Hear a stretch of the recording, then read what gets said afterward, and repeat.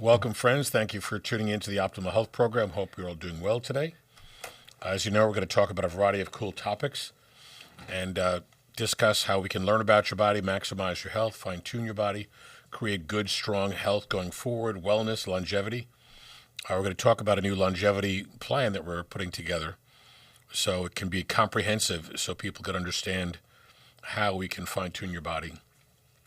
Do some testing at home, whether we send a lab to your home to get the blood work done, test your blood pressure, sugar, smartwatch. There's even a new technology where a device can watch to see if your balance is a problem so we can determine if we need to evaluate you for balance disorder. So a lot of great things that Medicare actually is covering. So it's a wonderful place to be in now if you're a Medicare patient, because never before have they done things like this to really track your blood pressure, track your blood sugar, track your pulse, your oxygen, your balance, all of these things, and get us direct information, the moment that things are happening. So it's great for a doctor, of course, to be able to say, hey, I can see your blood pressure every day and you're doing great, or we need to fix this or fix that to get you into a good zone.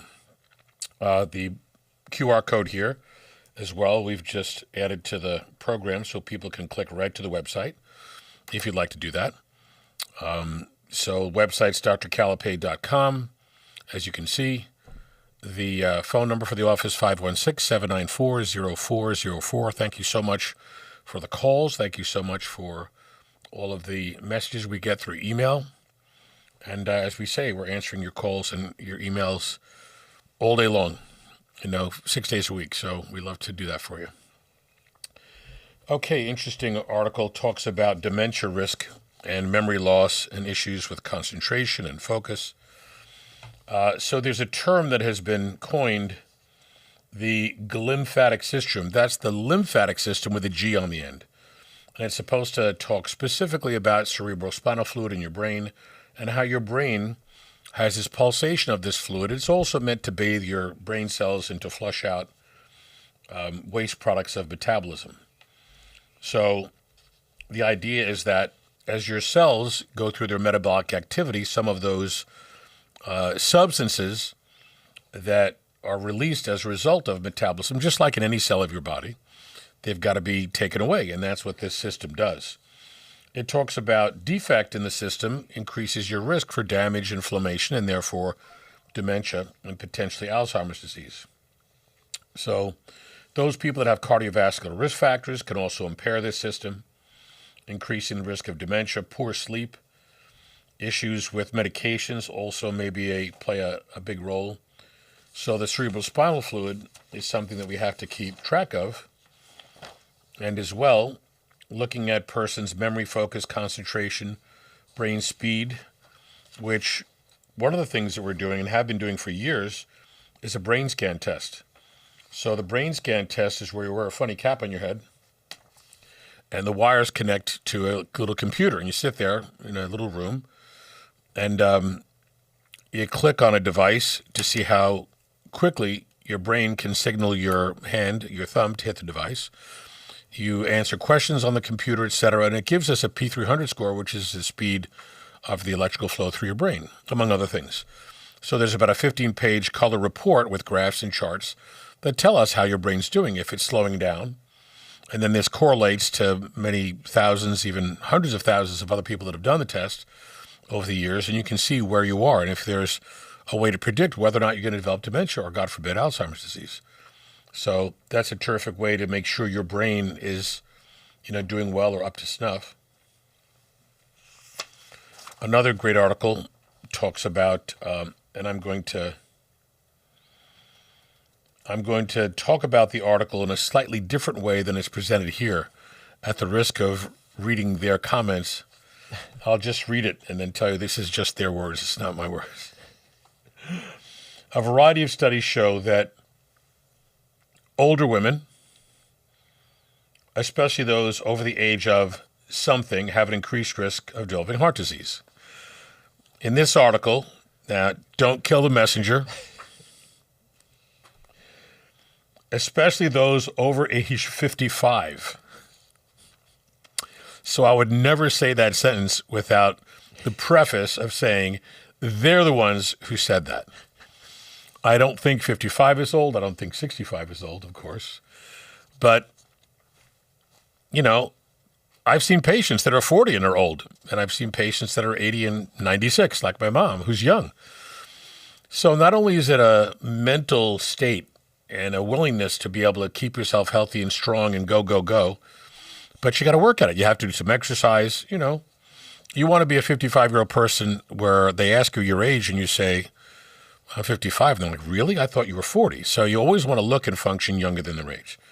That being said, I'm not going to give you the names of the authors because then you'll barrage them with nasty comments. But as women age, as men age, we have a higher risk of heart disease. And certainly this happens when they enter menopause. And interestingly enough, some women enter menopause before 55. There's some sort of defect and the hormones drop, et cetera.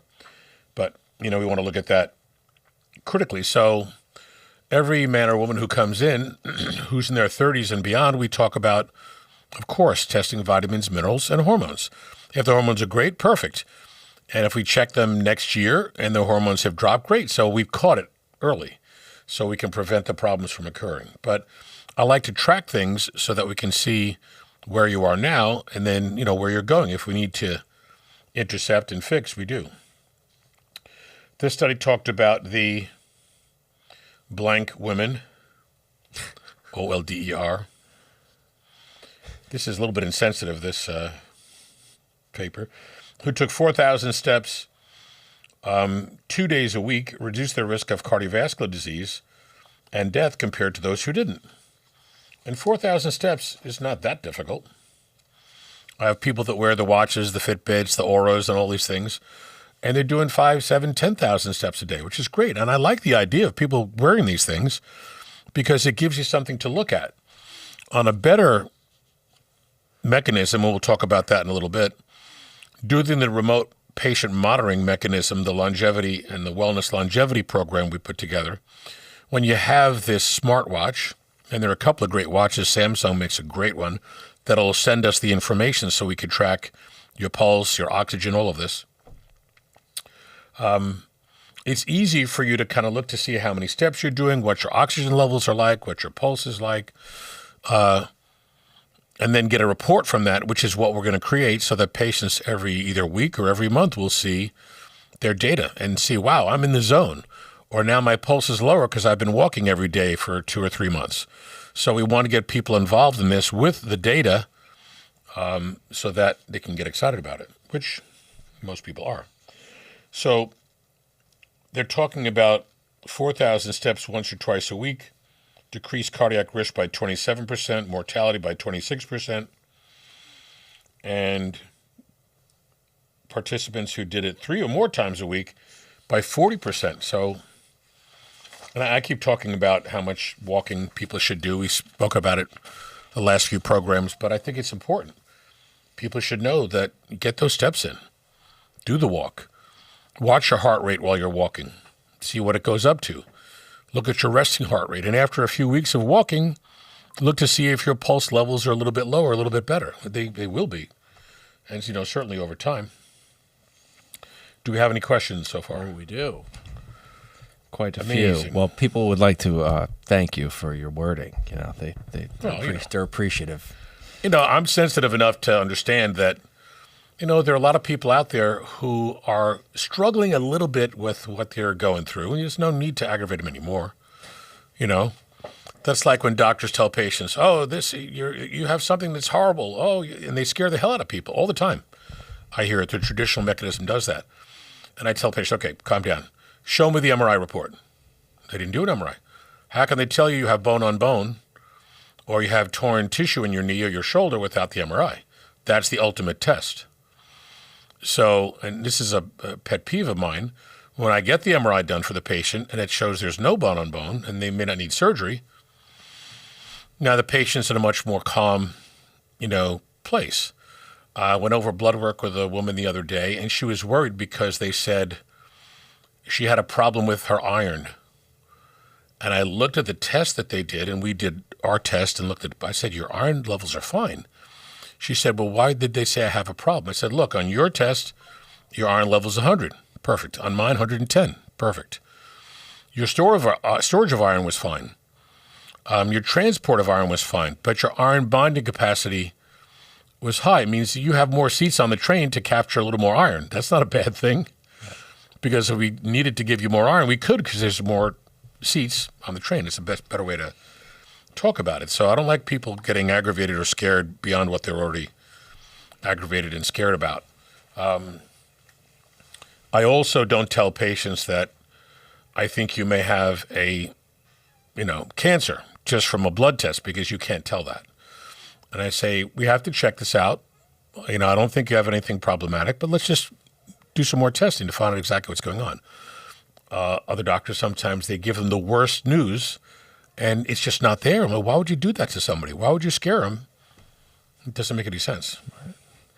Back to the, one second, I lost my place. On the dementia front, someone's just asking that they've heard that seed oils and a lot of processed foods could be helping with, causing dementia. Is that related to the inflammation? Yeah, that's probably a combination of things that will affect the brain cells and decrease their ability to exist and function well. So seed oils are more pro-inflammatory. Prostaglandins are things that are in different foods and in different products that cause inflammation. There are things that decrease the prostaglandins, like, good fish oil, et cetera, or good nutrients. The other things that are extremely common that affect you and probably are sitting in your cells for a longer period of time than any food or any transient exposure to something would be heavy metals. Lead, mercury, nickel, cadmium, arsenic, all of these things.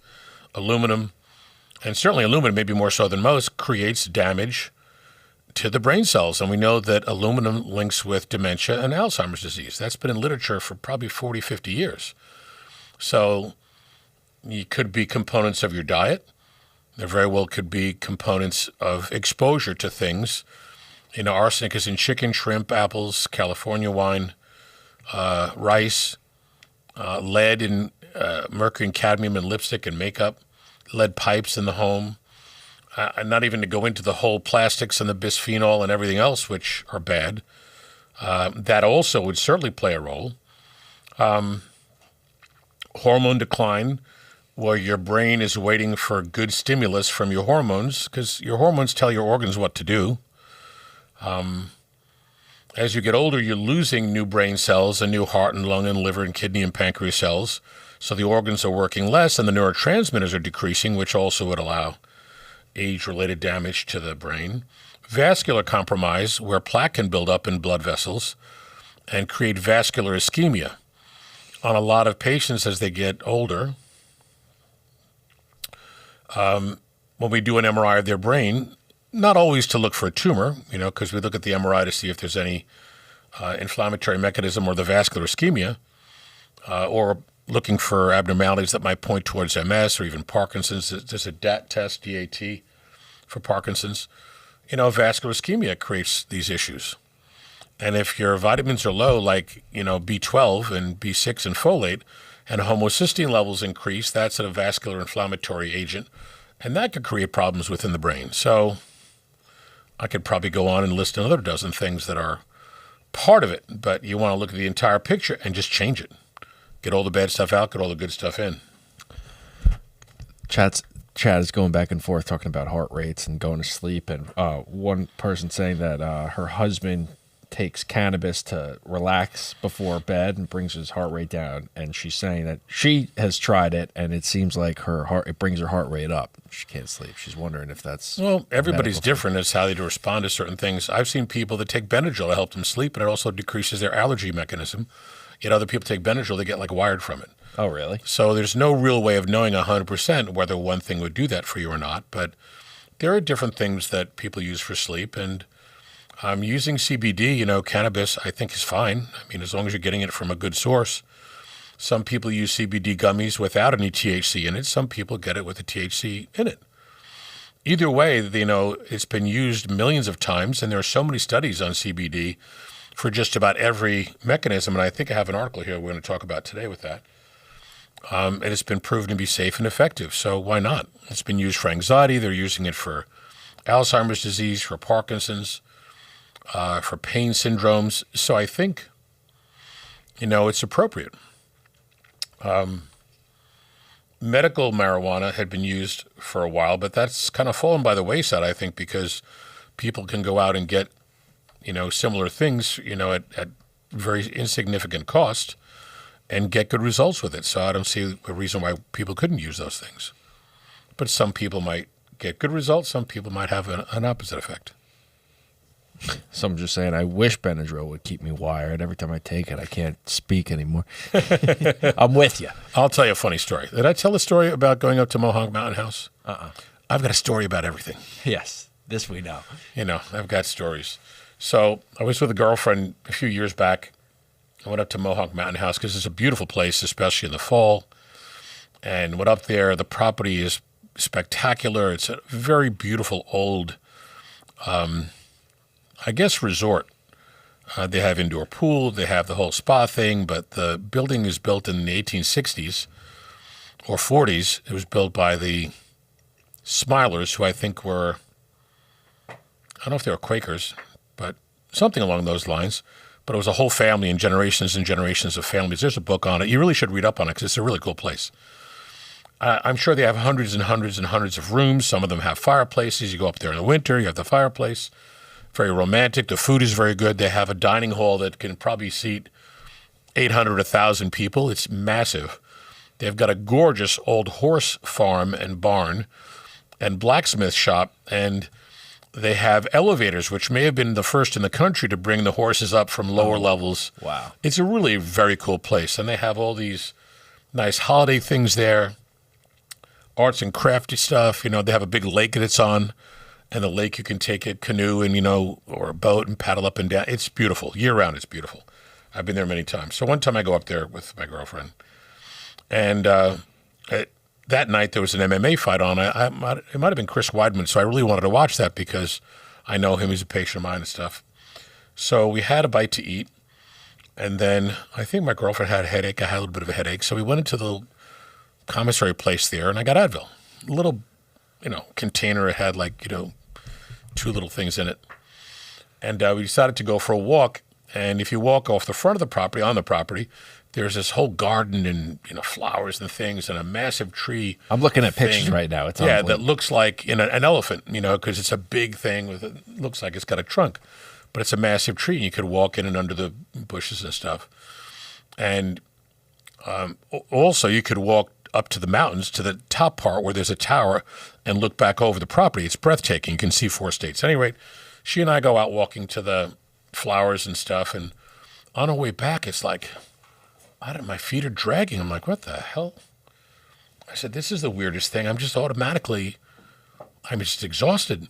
And she's exhausted. So we're walking like, we're much older people. And I had to hold on to the railing going up the stairs. I just couldn't figure out what it was. I'm like, all right, maybe I had too much carb in the meal and my blood sugars just dropped. It's the only thing I think of. We get back to the room, walk into the room, and I go and I grab the Advil, bottle. And it said Advil on one side, on the other side, because it was a small bottle, PM. So I took Advil PM, and I was struggling to get back to the building because it had the Benadryl and whatever else in it. So, I said, okay, now I know that makes me really tired, and I could use that to sleep. But I was like a zombie. And, of course, I tried to stay awake to watch the fight, but I couldn't because when I went to tell my girlfriend that it was Advil PM, she was already out cold on the bed. Of course, she didn't even change. She just flopped on the bed. I'm like, oh. So, you have to read the labels and make sure you see both sides of those little bottles. Similar story, but my buddy, this was years ago, maybe 8 to 10 years ago. My buddy is he's golfing in California. Forget which part of California, but he's golfing, and he gets back from the room. They're like, oh, we got these, the hotel has these, candies. Grabs a chocolate bar, eats like half of it. Little did he know that his buddy, because it was legal in California, not in New York, he got him a little edible chocolate bar and put it on his counter. And he just thought that the hotel, so this kid, he was not prepared for that. The guy was done for the weekend. Right, sure. That will wipe you out. You're starving and you're like crawling around. Yeah, like a zombie. Yeah. So the chat saying, funny. someone saying, I love being outdoors. I would love Mohonk. I'll tell you, it's gorgeous.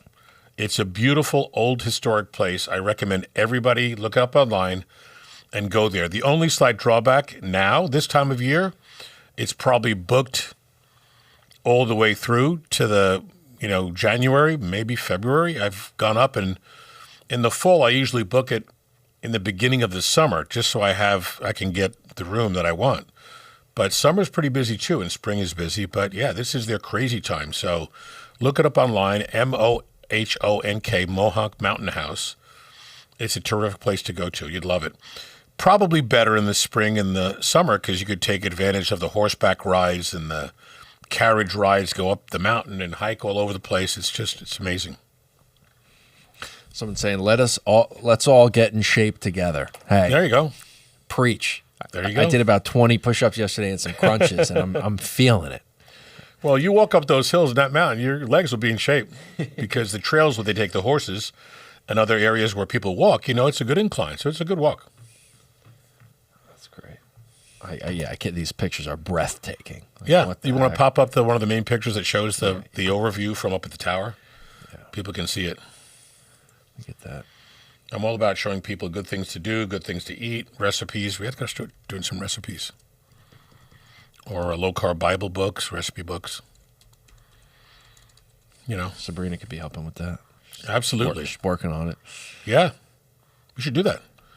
Just do a recipe book, and then people can, buy it off the site. Yeah. Oh, doctor, I forgot to tell you this. We'll talk about it tomorrow on our show, but my buddy got me this website. I got to find it, but it's basically you can get on a subscription for the Amish. They come from Pennsylvania once a week. They drive all the way up, and they drop off. You could buy whatever you want. Food? Yeah, anything, vegetables, meat. Really? Yeah, just hit me. Oh, man, I'm that's remembering awesome. for tomorrow, the big show. I love it. Yeah, that's great. You got to give to those people. They're some of the strongest people around. They don't use, cranes and things to build big buildings. They do it all, it's just manpower. Right. I've watched the videos. I'm like, it's insanity. Between the Native American Indians who ran all over the country and hunted and went fishing and did all the things they did, which kept them in spectacular shape. You have to look back, and I think of a lot of things over the span of history over time and what it would have been like to live in Egypt or somewhere back in the day, or to live, a few hundred years ago, 300 years ago, where Native Americans were, living and doing all this stuff. Of course, I would live in a very southern state because I need to be warm. There's no way on earth I would live in a northern place and be freezing cold. But I just love the fact that they endured and they thrived and they lived off the land. I love all these shows where you watch how these people live off the land. Of course, it's a lot easier now because of how people do it. Than to what the Native Americans did. And it's almost impossible for me to think, how did they do it? How did they bring up babies in the cold weather? I think how did about they do all that too. stuff? Yeah. It's fascinating, but I love the idea. But if the Amish come and bring the food, that would be terrific. Yeah. And once again, we will say that the Amish have 0 autism spectrum disorders in their community. And everybody knows why. Yep. Now the CDC is taking off of their website the comment that they thought vaccines do not cause the big A word. So you're going to watch and see how, oh, wow. And this whole tide is going to change and turn around. There's a lot that people don't believe or don't want to believe, but they're going to find it out, pretty quickly. Oh, yeah. Real quick, we got some compliments on your haircut, Dr. Chris. Oh yeah, thank you. And I need a haircut. I'm a mess. I've got a great haircutter over at Ambiance in right near where Glen Cove Road intersects with the LA and the Service Road. It's great people over there. Bobby and the owners and Joe and Nikki. All terrific people. I've gone there forever. But you know when you stick with a guy that does your haircut just right, you gotta stay with it. I've had the same guy cutting my hair since I think I was like in high school. Oh, wow. Yeah, crazy. Shout When out. I was a kid, my dad used to cut my hair with like a bowl. And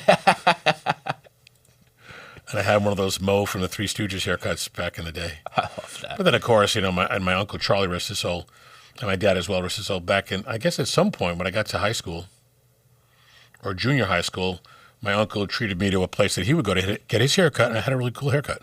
It was like a shag haircut, which was the thing back then. I don't know how many people are going to remember that, but it was kind of like that layered, I don't know if it was like a David Cassidy haircut, but it was a cool haircut back in the day. So, you have to be stylish with the times. Someone said, I don't know what they were specifically, what we were discussing when this came up, but it says, any experience with those tiny drops versus vaccines? And then they said homeopathy. I'm not sure what that was. Homeopathy Homeopathy. uses, as you suggest, tiny drops of natural substances to try to improve and influence your body. Just like anything else, nothing works 100% on 100% of people. So is it possible that using some homeopathy may help to improve your medical condition? It's possible. I don't know that they're going to give you an immunity against a bug because your body needs to see either pieces of a bug or a representative of that bug, so it makes antibodies that are that specific to always attack that bug if and when that bug comes along. So the old vaccines that were around for years are different. I'm not talking about the childhood vaccines, but some of the older vaccines were just an attenuated or almost dead, killed, particles of a bug. And they do not do what the mRNA, vaccines do. And then with all the other stuff that are in these vaccines, you have to understand it's not just a shot that's going to get you to prevent a flu or a bug. If you look at all the stuff that's in there, and I tell people, go online and look at all the components, everything that's in the vaccine that you're about to take. Look at every single ingredient. And, there are people online and doctors online like McCullough and a lot of other brilliant people that said if you were told at the time of, getting or giving that to a child or yourself, all the ingredients, no one would ever take it. And that's why there's a problem there with informed consent. You hear some noise? I'm trying to figure out what it was. I think someone in the other office has a dog here. It could be. I'm like, I was going to ask you to bring Louis in. I wish, but he snores too loud. We need to get him a CPAP, Yeah. I'm like, what about Little Louis. And we got to figure out how to bring Delilah and Zeus. And Zeus would be easy. He would just sit here and chill. Delilah would be like, oh my God, I have to sniff everything. I may have to bite something just to see what it feels like. So, yeah.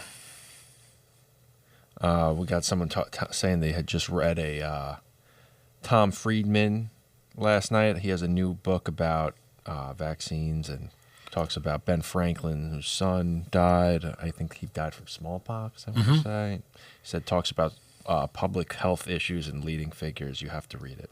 Put that. What's the name of the book? Because I saw something on Instagram about a new book that came out. McCullough wrote one of them, which I think I ordered.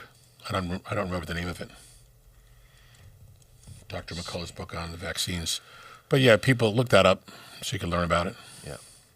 We got a couple questions that was pertaining to last week. Someone wants to know, are there vitamins that can heal cataracts because they're looking like they have to get surgery and they really don't want to? There's really no oral vitamin that'll get, to the cataract itself to be able to change anything. There is something that's been used for a while.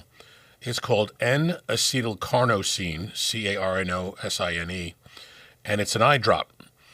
And it has been used extensively in Europe. I think the name of the product is called CAN, C-A-N, then S-E-E. And I know people have used that and have had some benefit with it. I don't think it's going to reverse it as if nothing ever happened. But in some people, it decreases the progression. Either way, when it gets bad enough, the procedure to put a new lens in is very simple and quick, and they've done millions of them. So it's not that hard to do. They numb your eye. They put the little device to keep your lids open, go in through the side, And with a little device, it's sort of like a rotating inside a chamber, like if you had a window on the edge of this, pen, there's a little device inside that just chips away at the cataract. You take it out, you put the other one in, give it a turn, and you're done. And some people report dramatic improvement in vision. So that's probably still the best way to go when your cataract goes really bad. And that book is The Formula for Better Health. And they said, Okay. as you said, it's the total picture. Good. We got someone else said, never seen this podcast before, but it is such an important subject matter to discuss. Oh, thank you. And then they said, my blood pressure stays low because I stopped eating meat. It definitely makes a difference. And then some people are, giving them a little crap for being a vegetarian. Yep. But that's, Hey, it's hard to do. I have a lot of patients that are vegetarians. I have a lot of patients that are vegans. Whatever people like to do and follow, I think that's great. You just want to make sure with whatever diet you're following, your vitamin levels are great. They have to be high, on the high end of normal so that your body has a lot to draw from, especially if you're vegetarian or vegan, because sometimes you're missing out on a lot of the Bs. But that's great. Got this one. For years, I've been off grains and dairy for years, but med system is mad. Now no asthma, no drugs, breathe freely, strong. I weigh 120 at 69. I want to find a new career. I'm so excited. That's great. It's amazing to me that the traditional approach doesn't want to hear that. They don't really care, et cetera, et cetera. I love it. And I tell people, because I'm doing this, and I talk about this all the time, learn about your body. Take out the foods that A, you're allergic to, B, may be causing problems for you. There are foods from blood tests or skin tests that we can determine are allergic foods. So that's easy to see the test and do it. There are some people that have a reaction to a food where there's no skin or blood test showing it's positive, but still react every time they eat it. That's a sensitivity. So whatever you're sensitive to or allergic to, get out of your diet. Put better substitutes in. For people that we don't want to have oatmeal because of the grain effect and all that sugar, you could take chia seeds, almond milk, and you could take Orgain, a plant-based protein powder that's got really no sugar in it. Mix it up, put it in the fridge, and then it congeals, and then take it out. It tastes like oatmeal. But you're getting no sugar. You're getting vitamins. Chia seeds are nutritious. So you're getting a lot of benefit, but without having to have the excess sugar. Same thing with yogurts. We recommend cashew milk yogurt by Forager Project. That's 1 gram of carb per 8 ounces of drinkable yogurt. Put some berries in it. It's still not a significant amount of sugar. You can put the protein powder in it. So now it's a smoothie that's actually giving you protein, vitamins.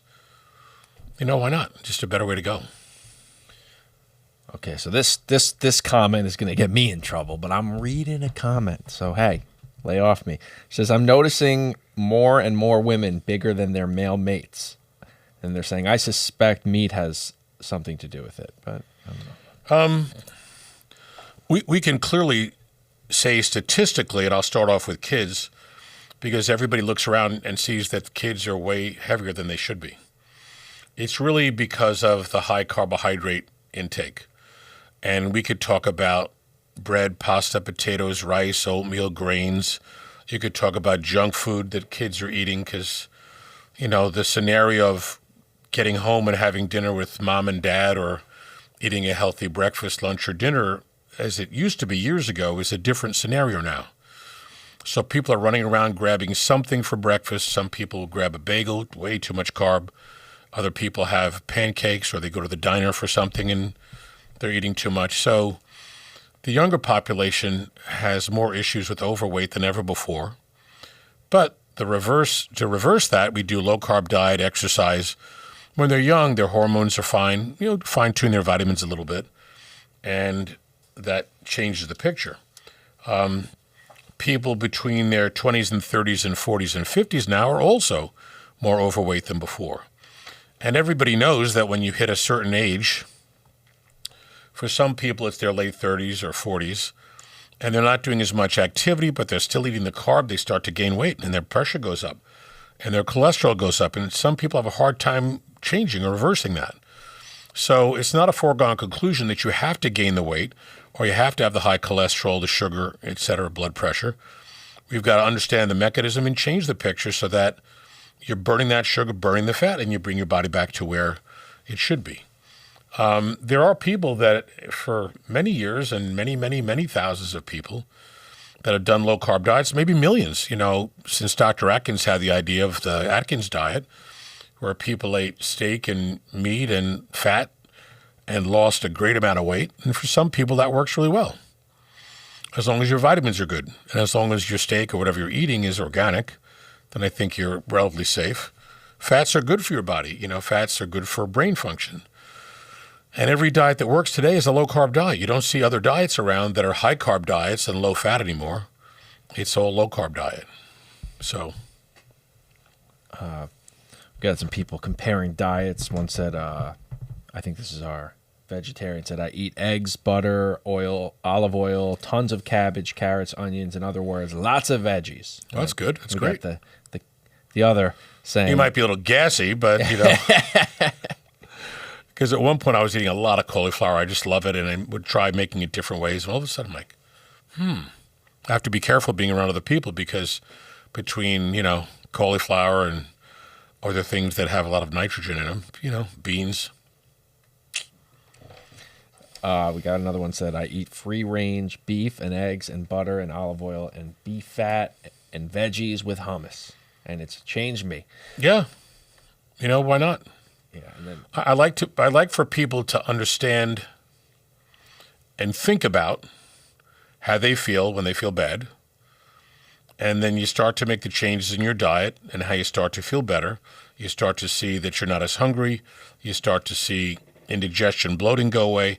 Start to see your weight start to come down. Your clothes are a little bit looser because you're burning inches initially.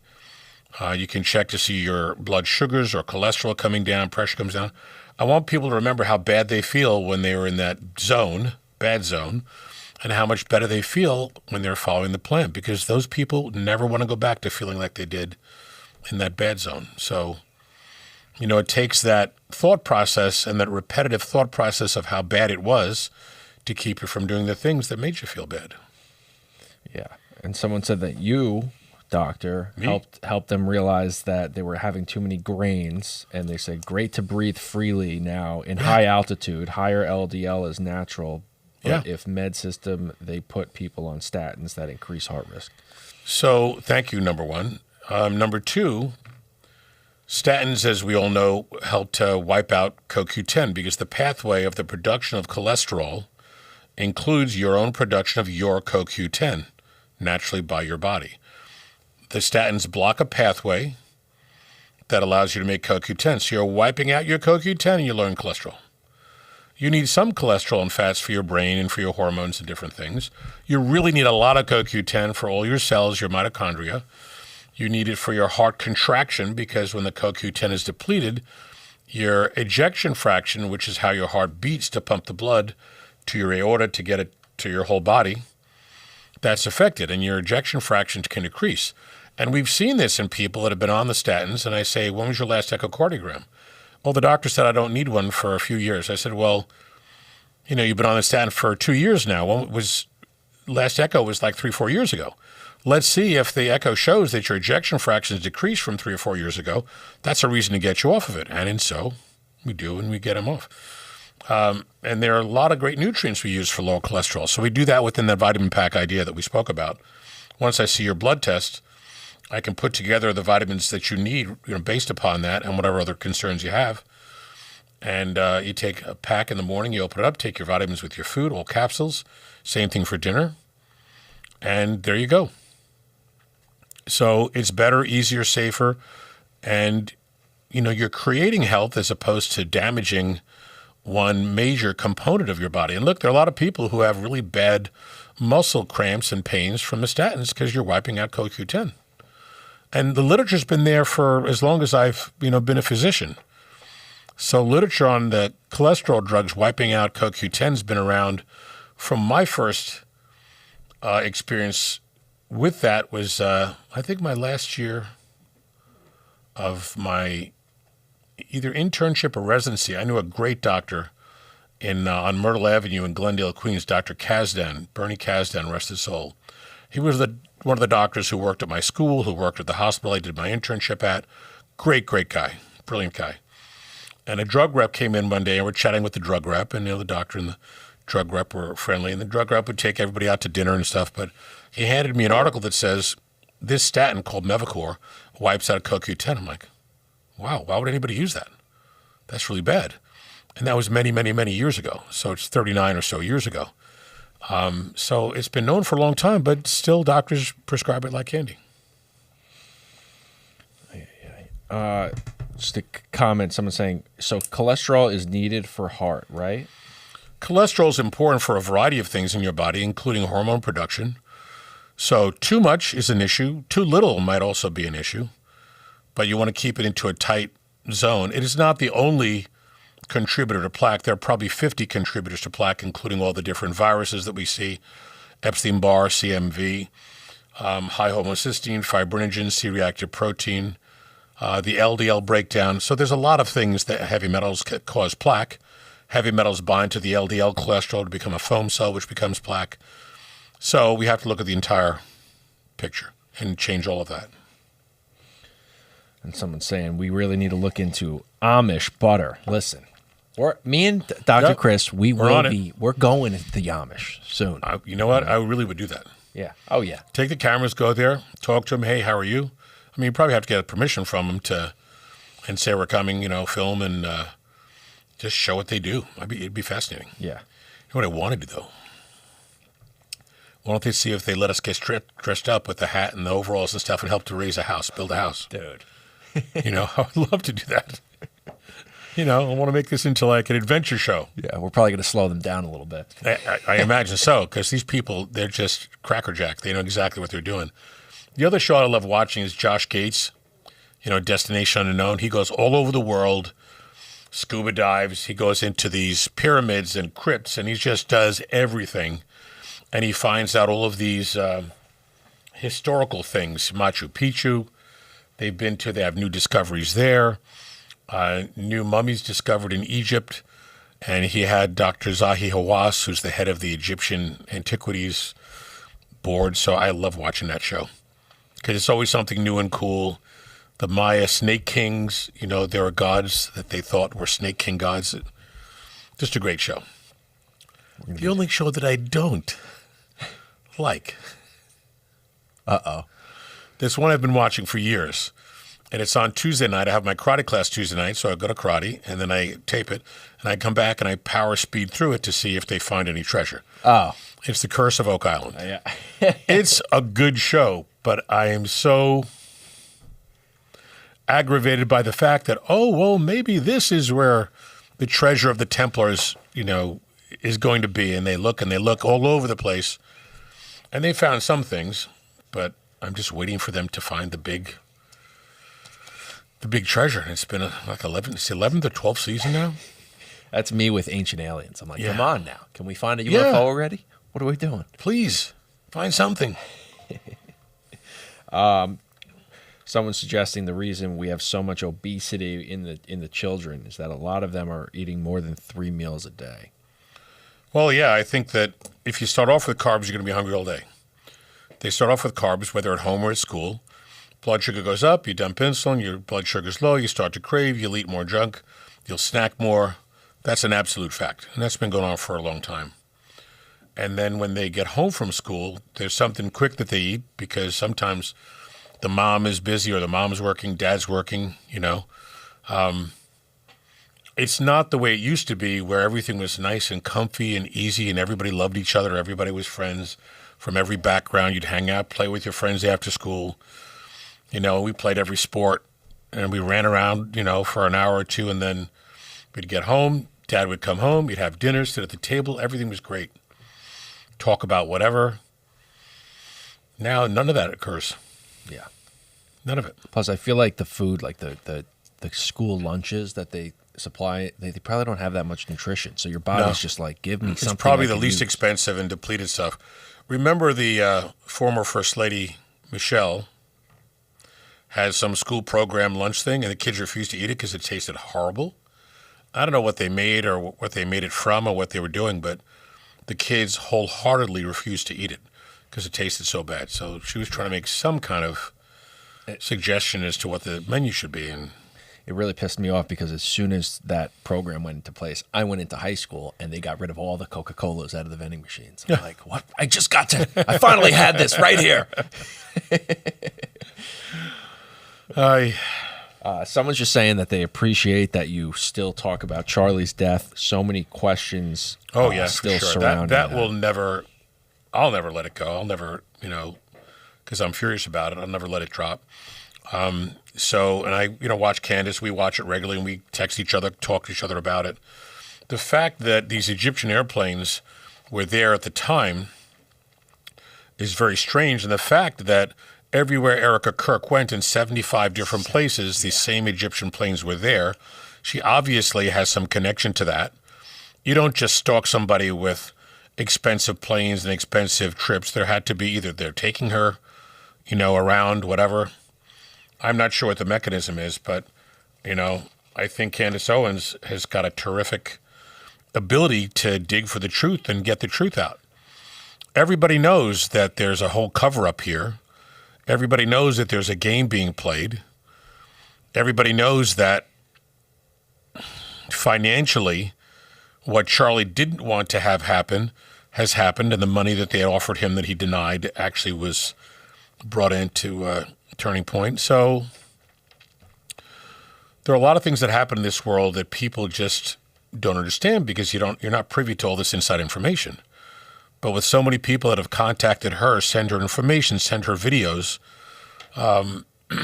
it's just blowing the BS off of the case. They're talking about the guy Mikey McCoy, and the father, who's a pastor at, I don't know if he's at that church that it's in question. Yeah. The Calvary Church or something. A lot of questions with that church. He talked about his son being there, had blood on. He wasn't near Charlie to get blood on him. It's just, it doesn't make any sense to me. So they're propping him up as sort of the new person to lead, but it just doesn't make sense. Yeah, and now people who actually have known, Mikey and his father for years, they're coming out and they're saying, we knew that he had a son, but his name wasn't Mikey, so he must be using his middle name now, like change his name. Look, honestly, I'm all for the truth. The more you dig, the more you find out the truth. Yeah. The other thing that bothers me too is that kid that, took the shot at Trump. They washed the roof the next day. They took away any of the evidence, just like they did with Charlie's case. Yeah. Shot the kid, cremated him. There's no evidence about him now at all. Yeah. There is evidence that he did visit D.C. multiple times. We think it was at FBI. FBI. There is evidence that there are tons of phone calls that went back and forth. Now they may be linking something with him and the people that are involved in Charlie Kirk's picture. But I'll tell you that there's very, very little chance that Tyler, the kid that they're blaming it on, had anything to do with it. There's no videos of him walking in and around and et cetera. And there is a video of him. It's supposed to be at the time of the shooting, and he was, somewhere completely else. Yeah. Somewhere else. But there's a lot of smoke and mirrors that are going on. But, the more you persist, or the more Candace persists, the truth will come out. Yeah, and she's just getting somewhere when all she's doing is asking questions, and everyone's just saying, look at this crazy woman. Candace has gone mad. Yep. It's like, what is she doing? What? It's a lot deeper. And there are people who feel that the reason Charlie was assassinated was because he didn't want to continue his wholehearted support for, someplace. The guy who runs Israel. And people also have to make a distinction. People who are in power make decisions. The people of that country don't make the decisions. Right. I feel bad for the people of the country, and always have, because of what they're up against and the constant battles with other countries and factions in that area. And I think something has to be done to stop all of that. But to some extent, if someone who's in power wants all of this to happen and benefits from that happening, you're never going to see these things ironed out. And that's been brought up by a lot of people. So I'm not knowledgeable enough on everything that has gone on there for forever. But politically, there are things that go on that you'd never, ever know about. No one would have said that Biden, wanted $1 billion and wanted to get rid of the investigator who was going after Burisma and stuff, but he's on tape. As crooked as can be. Yeah, like an idiot. Yeah. Nobody would have thought that the former president, Barack, would have been involved in this whole mechanism with the Russia hoax. But it's documented. There's proof there. So people do things behind the scenes because they think they can get away with it. Latest political comment, which there's evidence of, is Jeffries and Epstein. Oh, yeah. And Katie Couric and George Stephanopoulos, and this was on the news, and this has been documented, went to have dinner with Epstein after he had been convicted. I didn't see that. Yeah, you can look it up. So Epstein, after he got, convicted or charged, it wasn't so everybody ran away from him. There are people that still dealt with him, which is unconscionable. So keep watching, learning, keep doubting, the cover-up stories. Look for the real stories, the real truth. And people hate conspiracies. Oh, you're a conspiracy theorist. And a few people have mentioned, well, how many of the conspiracies turned out to be false? None of them so far. Yeah. They all turned out to be true. Elon Musk said that. He goes, yeah, if you think about conspiracies, they were all true. So this is what, the Kennedy killing was a conspiracy. Martin Luther King, RFK, Caesar, all of these things that have happened. And I think intentionally a conspiracy theory was created to make people think, oh, yeah, you're crazy. It couldn't be.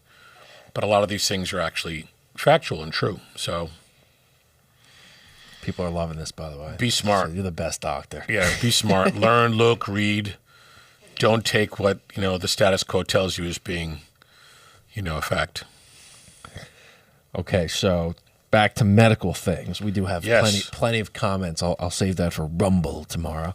But someone wants to know what the deal is. They read something about a gene mutation that does not allow grains to be digested correctly. Do you know anything about that? There are probably a variety of different genetic mutations that affect your body. Some of the ones that we know relatively well is the MTHFR gene, which helps your body convert B12 into methyl B12 so you can get energy, lower homocysteine, good for your heart, your brain, everything else. So there are a lot of them there. I mean, it doesn't have to be that a genetic mutation can make the grains your, quote, enemy. You could just be allergic to the food. You could be sensitive to the food. You can have not only an allergy to gluten, you could have allergy to wheat and not the gluten. So there are a lot of different ways to determine what you should or shouldn't eat. And for some people, we kind of do a washout with their diet. And then when they bring a food back in, they can clearly see what that food is doing.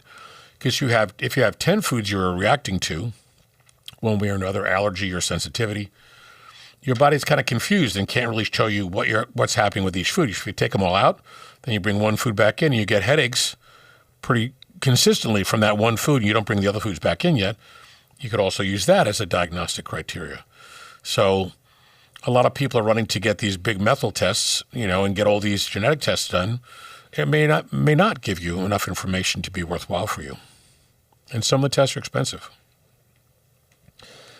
Yeah. Speaking of expensive, someone said, every time it gets around this time of year, I wish I bought myself a treadmill. I don't feel like going outside, but I want to walk. Well, there are a lot of different pieces of equipment that are good, Some people like to go to the gym because everything's there. I know someone who gets up at 4 o'clock in the morning and goes to the gym. I would not do that, but there's some people who do that. A good friend of mine who played for the Bears, big linebacker, my buddy Christian, since college, he was getting up, 4:30 in the morning, going to the gym, working out for a couple of hours, come home, get the kids ready for school. His wife gets ready, takes the kids to school, blah, blah, blah. And he's in unbelievable shape. Probably one of the only guys I know that played for a long time in the NFL and never got hurt. because he's gigantic. His knees are gigantic proportion. It makes my knees look like, like a Boy Scout or a little kid's knees. He's just a big German guy. And, when you have big, strong joints and your muscles are really strong, you're resisting the ability to get hurt, even if you're talking about 300-pound guys throwing each other all over the place. So, great guy, good buddy of mine. Yeah. Someone's just saying they wish Dr. Oz still had his own show, but happy he's in the administration doing good He's work. in a good spot, so I think he's doing... I used to go listen to him lecture. He's terrific, His show is great, but I think he has a really important job to do now, and I think he'll be able to get more done. So, we appreciate that. Just like RFK, just like Rubio. I think all these guys are doing a great job. Yeah. This is a good one. Why is it that after we turn 65, it's so hard to stay slim? So there's a bunch of reasons. Number one, most of your hormones drop. Thyroid, DHEA, testosterone, IGF-1. Because these are all part of the process that allows you to burn fat. So if your thyroid T3 is supposed to be between 69 and 180, and your level's 180 when you're a kid, and now you're 70 or 71 or 72, you don't have that same basal metabolic rate that burns, constantly and helps you constantly burn your sugars. Testosterone, same thing. If your testosterone should be between 500 and 800 and it's 400, 200, 300, whatever, it's not there to do its job. Now, of course, if the hormones are great and you're doing the exercise, weights and cardio, you'll burn. I mean, we see it. That's what we do is we reverse the mechanism. So you bring your hormones back to where they were 10 or 15 years ago. We're obviously watching everything. We do a low-carb diet, the exercise, and you start to see all of that come back. Peptides can help with that. Sermorelin is the precursor to IGF-1, which is the active component of growth hormone, which is great for sleep, memory, energy, hair, skin, nails, lots of things, sexual drive, endurance, and strength with exercise. So if we walk your body back to a time where you had all of these working full force, you get your results. They come right back. So that's for what we need to do for so many people. And that's why the anti-aging realm, or the anti-aging program, as it were, is what we've created to be able to enhance your health, burn the sugar, burn the fat, lower cholesterol, get rid of cardiac risk, etc. I just got this comment saying, "Be safe and lock your doors." I think that's because you're talking conspiracy. They're concerned for your health, Doc. Well, yeah, I'm pretty good. I'm safe. I have one of those homes where, how can I put it? I don't know. There are people that would be sensitive to a person who has his home protected really well. With an alarm, with other things, in case someone was foolish and decided to break in. Good luck with this guy's dogs. Right? Dogs. Pew pew. I believe that people should be protected. I believe in the Second Amendment. I've seen enough and heard enough. And of course, there have been people who have been attacked and murdered over the past few years. Everybody's heard about some of these, young women and beautiful young women and et cetera, kids. And so I tell people all kids should take martial arts. Start them early. Start them at 5, 6, 7, 8, 10, whatever. You start them early so they're not bothered in school and that they can defend themselves. And that at some point, they should also think about getting a pistol permit, especially women.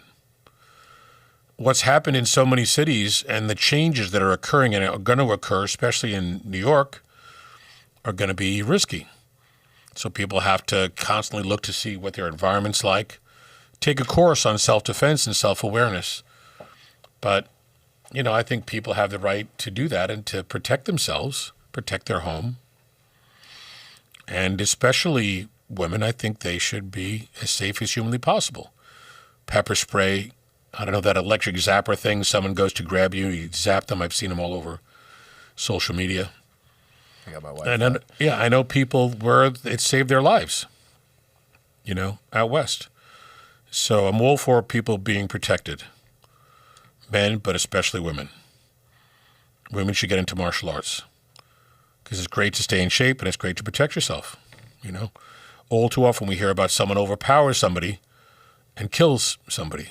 It's happened in colleges and schools. You know, we all know about Lake and Riley, and I don't know all the other names of the young women across the country, but shouldn't happen ever. Looks like we're up to date. Okay, let's go to a couple of the emails. We always get questions about back pain because everybody's got back pain. Sacroiliac pain, sciatic pain. Your low back is a strong area in general, but as you get older and your ligaments get weak and your vertebrae can grind down on the discs and the disc can hit the nerve roots, we can see some of that way over here. With your sacrum in orange, your sacroiliac ligaments go right across here on both sides. Strengthening those ligaments gives you more stability and enhances better function. So sometimes we'll inject PRP, take your blood, spin it, inject it right to those worn or strained ligaments, and creates repair and growth. Sometimes we use stem cell for that. We had a patient, I think 10 or 12, it could be a little bit more, years ago that had a really bad back. Also, I think he was diabetic. We did stem cell IV. We also injected his back where he had really bad low back issues. He'd been great, non-diabetic since. He came in a couple of weeks ago. He wants to do it again because he's 80-something now, 89, and he just wants his organs to have more cells to be able to function better. He's still non-diabetic. His back is bothering him a little bit, but it went away within a couple of months after we did the initial procedure, so he wants to do it again. So you certainly can. They're your cells. There's no risk or downside or side effect. Someone just said, how can you tell the difference between a herniated disc and a simple, like, muscle pain? So if you examine someone and they're standing in front of you, facing away from you, as you press on the muscle and you kind of move your thumb into it, and sometimes you can press soft or press hard. If it's really muscle related, then that activity creates the discomfort. When you get off the muscle, sometimes that goes away. If it's a disc pressing upon a nerve root, as you might see, there's a little red dot here, and they colored this on purpose. That's a herniated disc. The disc are between the green vertebrae, hitting the yellow nerve root. So I think you can see that now. Yeah. So that's meant to be an example of the disc in red hitting that nerve root. So you can press on the muscle. You're not going to relieve or change. You could make it worse, the pain, but that's more unrelenting because that disc is hitting the nerve. So stretching, traction, different mechanical things might help to take some of that pressure off. And then the ultimate picture is the MRI because it shows you everything. So besides the exam, looking at range of motion, looking at the distribution of pain. If you're laying on your back and we try to raise your leg and you can't because it hurts, that's going to be the disc hitting the nerve root. If you try to raise your leg and it's just muscle spasm, you could do it. It may be sore, but you can still go through the movement, especially if I lift your leg. And there are ways when you lay on your side and when you lift your leg. There are different ways that we could do positioning. Standing up, raising one leg. If you can't hold your body weight with the opposite leg to the one that you raised, then there's an issue with the disc. So there are a lot of different ways to look at it. And someone wants to know, is sciatica always caused by a disc issue, or could it be other triggers? I get it a lot. And yeah, not always a disc issue, but it's one of the more common. Pressure on the piriformis muscle, which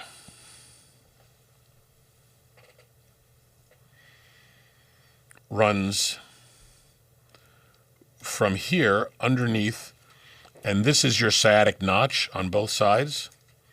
The sciatic nerve comes out here and goes down your legs. You could have pressure on the piriformis muscle, so the sciatic nerve can run above, through, or below the piriformis. That's the three different ways it can show or be positioned. That can put pressure on the sciatic nerve and give discomfort. Or a pitching or rotation of one hip forward or back can also put strain and hit the nerve and create the pain. So it could be a variety of things.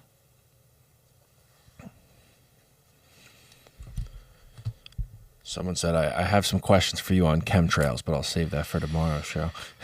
Yeah, so yes, they exist, and yes, it's all bad, and yes, there's aluminum, and yes, it's all bad. I saw there's some documentary. I think Tucker spoke to someone recently. It was an interview. Yeah. I haven't gotten to it yet, but yeah. He's good. I like Tucker. Yeah. I like Candace. I like Michael Knowles. I love Michael Knowles. I like Ben Shapiro. He's a little bit. Everybody has their own sort of thing. But I like when people try to argue, points with him, and he just gives a very, very nice, thorough description of why he believes that they're wrong with what they're saying. Charlie, I think, was the best because he just had the skills, he had the knowledge, the intelligence, Bible knowledge that I've never heard anyone else have so much immediate Bible knowledge, historical knowledge. He definitely had a photographic memory. I mean, Yeah. he was so sharp. Without a doubt.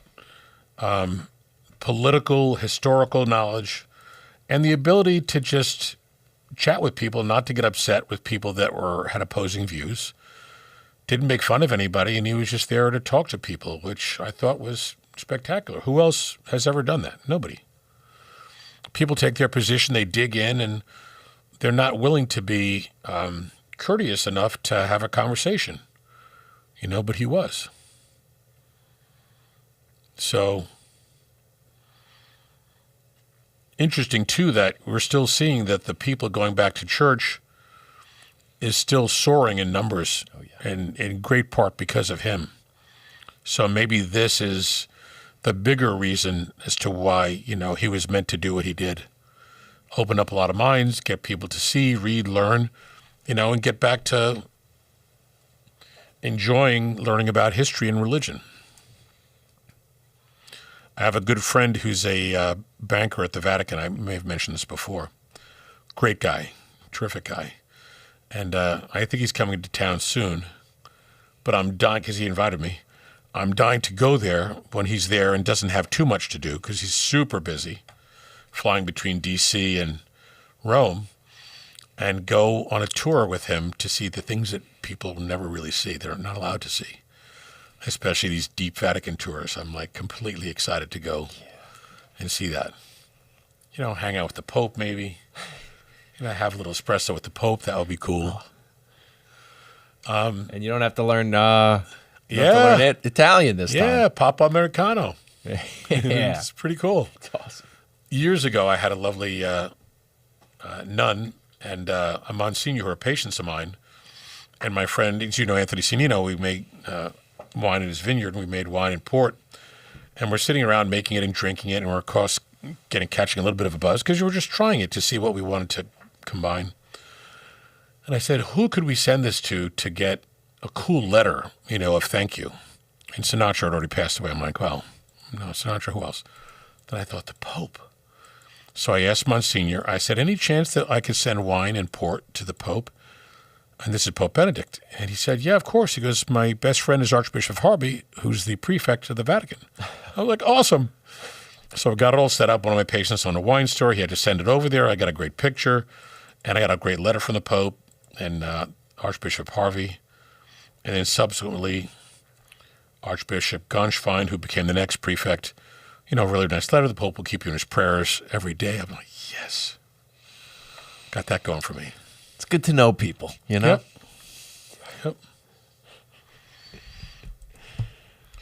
What else? So, let's get on that Amish thing so we can see what they have and what they deliver, because that's got to be a terrifically healthy and organic. Yeah, I'm going to get you the website right when we're done. We'll go over it tomorrow. That'll be great. Let's also talk about my friends at Moolah Farm, because they're a great local place. They've got a big farm upstate with all the animals. And they're in Huntington on Saturdays at the market there. Then they're in Garden City on Sundays. Huntington Sundays, Garden City Saturdays, and Wednesday in Long Beach. And they have a ton of wonderful things: pasture-raised eggs, the A2 milk, which is unbelievably delicious. Milk, butter, half and half, all sorts of jams and yogurt, all sorts of different meats from the animals that they have, pies, everything organic. I got a couple of pumpkin pies. I brought one to my mom's, and I had one for myself. It's just delicious. You know, because you get something that's not made in an organic place, you know, it just doesn't taste the same. You know, and sometimes you can taste the chemical nature of foods, but they have a ton of things. They have a chicken. I got a nice whole chicken for my mom. Had it there when my sister came up from Florida. And this one nice fat chicken fed all of us, but it was so delicious. It didn't taste like regular chicken, because regular chicken you might get in the store doesn't have a lot of taste. It almost tastes like I don't want to say cardboard, but it's got steroids and stuff. a very, very sort of bland, non-flavorful taste. But this thing was just juicy and delicious. And I got myself one of those air fryers, which is a little bit big. It does all these different things. It has doors. You can put the chicken in there. I did that. I put lamb chops in there. It was amazing. It's also very easy to clean, so there's no mess. But, yeah, no, it's great. So I like the stuff they have there. You could look them up on online, moolahfarm.org. I'll get them a QR code for next show. Yeah, the QR code, yeah, that's also good. We have their QR code, so we'll talk about them tomorrow as well. Okay, thank you so much for tuning in. Have a wonderful day. God bless you all. Tomorrow, 2:30 to probably 4 o'clock, big show, a really big show on LFA, Rumble, spreading it out everywhere. We've hit 200,000, more than a few times now, so now we have to break 250,000. Let's go. So if there's 50,000 of you that have nothing to do tomorrow between 2:30 and 4, we'd love for you to watch the show. Thank you so